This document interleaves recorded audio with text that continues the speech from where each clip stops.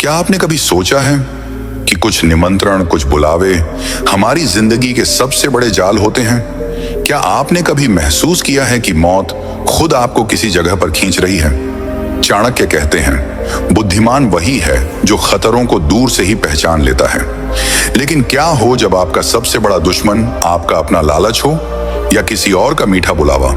यह सिर्फ एक वीडियो नहीं है, यह उन 7 महाखतरनाक सच्चाइयों का खुलासा है जो आपको तबाह कर सकती हैं। आज मैं आपको उन 7 जगहों के बारे में बताने जा रहा हूं जहां जाना मौत को गले लगाने जैसा है। इनमें से किसी भी जगह जाने से पहले 1000 बार सोच लेना, वरना आपकी जिंदगी का आखिरी पल भी हो सकता है, हो जाती है। आचार्य चाणक्य ने जीवन को एक युद्ध की तरह माना था, जहां हर कदम, हर निर्णय हमें जीत या हार की ओर ले जाता है। उन्होंने अपने गहन ज्ञान और अनुभव से कुछ ऐसे नियम बनाए जो आज भी हमारे जीवन को सही दिशा दे सकते हैं। इन नियमों में से एक सबसे महत्वपूर्ण है, उन जगहों से बचना जहां आपका जाना आपके पतन का कारण बन सकता है। आइए जानते हैं उन 7 घातक जगहों के बारे में जहां आपको कभी नहीं जाना चाहिए, चाहे कोई कितना भी जोर देकर क्यों ना बुलाए। 1, उस व्यक्ति का घर जिसके मन में आपके लिए ईर्ष्या हो।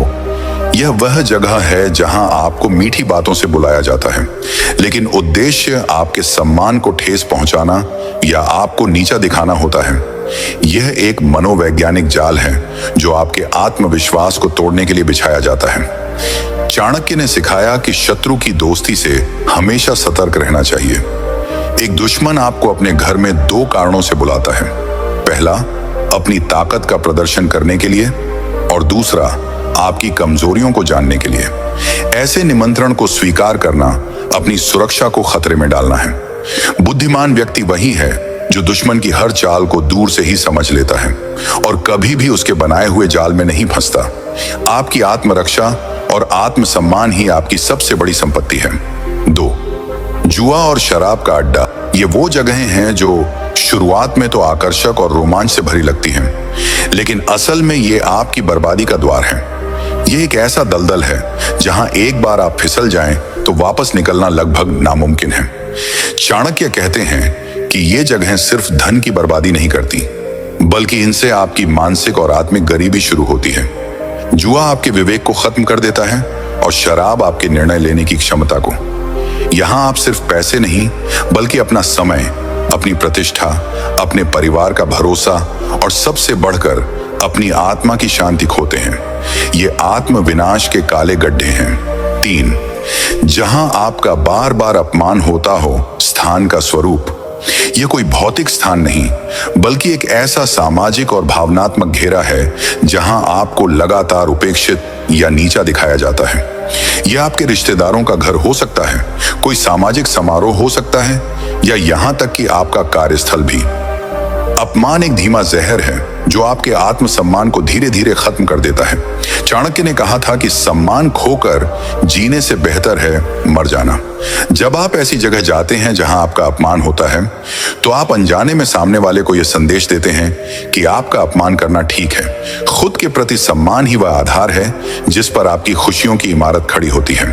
अगर आप खुद का सम्मान नहीं करेंगे तो दुनिया का कोई भी व्यक्ति आपका सम्मान नहीं करेगा। 4, 2 शक्तिशाली लोगों के झगड़े में दखल। ये एक ऐसी स्थिति है जहां 2 प्रभावशाली लोग या समूह आपस में संघर्ष कर रहे होते हैं। वे दोनों आपको अपनी तरफ खींचने की कोशिश कर सकते हैं, ये जानते हुए कि उनके बीच में फंसने वाले आप ही होंगे। चाणक्य की दूरदर्शिता यहाँ साफ दिखती है। उन्होंने सिखाया कि 2 शक्तिशाली लोगों के बीच की लड़ाई में दखल देना सबसे बड़ी मूर्खता है। यह एक आग की तरह है जिसमें आप जल जाएंगे।